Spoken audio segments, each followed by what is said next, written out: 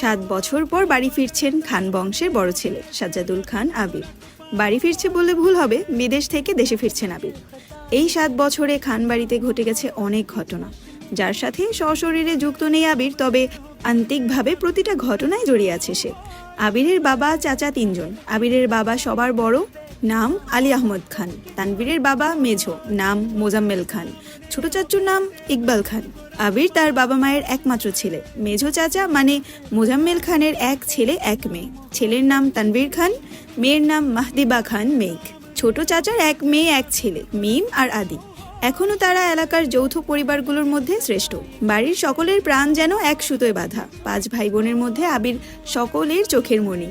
আবিরের জন্মের পর তার বাবা মা দ্বিতীয় সন্তান নেওয়ার চিন্তা করেননি। এইচএসসি পর্যন্ত সে বাড়িতেই ছিল সবার নয়নের মণি। আবিরের চাঞ্চল্যে মেতে থাকতো খানবাড়ি। আচমকা যেন পরিবেশটা পাল্টে গিয়েছিল। 18 বছর বয়সে আবিরের হঠাৎ করে স্কলারশিপে বিদেশ পড়তে যাওয়া। বাড়িতে সকলের সাথে শারীরিকভাবে যেমন দূরত্ব বেড়েছিল, তেমন দূরত্ব বেড়েছিল মানসিকতার। 7 বছর পূর্বের আবিরের সাথে বর্তমান আবিরের আকাশ পাতাল পার্থক্য।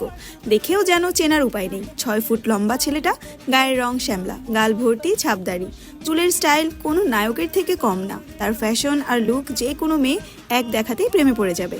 প্রেমে পড়ে যাবে ঠিক না, পড়তে বাধ্য। প্লেনে বসে আবির অবলীলায় ভেবে যাচ্ছে অতীতে ফেলে আসা স্মৃতিগুলো। সেই চাঞ্চল্যকর মুহূর্তগুলো এখন শুধুই স্মৃতির পাতায়। মাকে রেখে এসেছিল সেই যৌবনের প্রথম দিক, যখন তার বয়স ছিল মাত্র 18। সেই সময় মাই ছিল তার একমাত্র বন্ধু। আজ সে 24 বছরের যুবক। এতগুলো বছরের একটা দিনও বাদ যায়নি যে মায়ের সাথে ফোনে কথা বলেনি সে।